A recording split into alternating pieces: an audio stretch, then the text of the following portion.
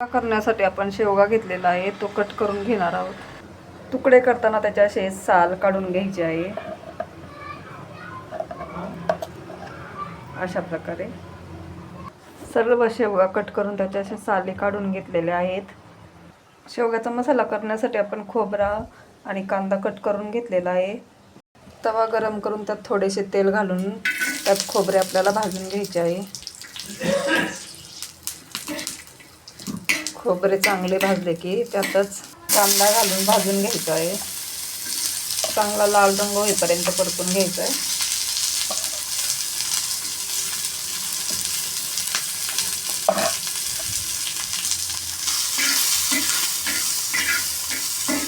कांदा चांगला लालसर परतलेला आहे. त्यातच आपल्याला थोडे धणे परतून घ्यायचे. धणे आपले चांगले परतलेले आहेत. हे थोडे थंड झाले की त्यातच आपल्याला लसूण घालून घ्यायचं आहे आणि ते मिक्सरला चांगले बारीक करून घ्यायचे आहे. त्यात थोडे पाणी घालून बारीक करायचं आहे. कुकर गरम झाला की त्यात 2 पळ्या तेल घालून घ्यायचे आहे.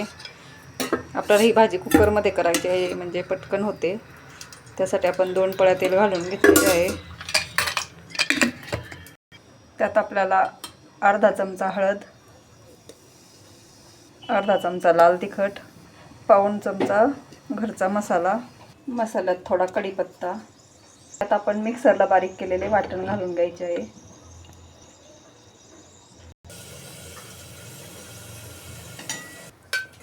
मिश्रण चांगले हलवून चांगले परतून घ्यायचे आहे. त्यात आपल्याला चवीनुसार मीठ घालून घ्यायचे आहे. मीठ पण चांगले मिक्स करून घ्यायचे. हे बघा मसाला आपला चांगला परतला आहे.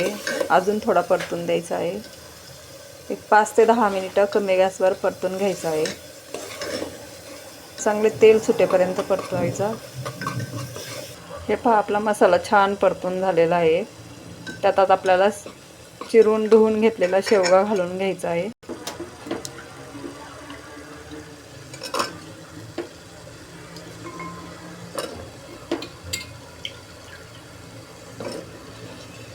शेवगा पण या मसाल्यात चांगला परतवायचा. हे 2 ते 3 मिनिटे परतून घ्यायचे. असेच मसाला चांगला परतून झालेला आहे. बघा अजिबात चिकटत नाही आहे, खाली पूर्ण शेवग्याला लागलेला आहे. कुकरला अजिबात चिकटला नाही. हे बघा आता त्यात आपल्याला पाणी घालून घ्यायचे आहे. आपल्याला जास्त पातळ नाही करायची, त्याच्यामुळे थोडेच पाणी घालायचे आहे. मिक्सरचं भांडं हिसळून आपल्याला एवढंच पाणी घालायचं आहे, अर्धा मिक्सरचं भांडं. आणि कुकरच्या 2 शिट्ट्या करून घ्यायच्या आहेत. त्यात आपल्याला ही ताजी ताजी कोथिंबीर चिरून घातलेली आहे. झाकण लावून आपल्याला 2 ते 3 शिट्ट्या घ्यायच्या आहेत. 2च शिट्ट्यात शिजतात.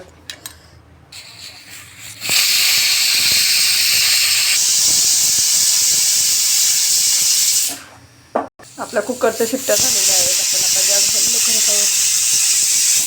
आपला शेवगा तयार झालेला आहे. धन्यवाद. पुन्हा भेटूया अशाच नवीन रेसिपीमध्ये.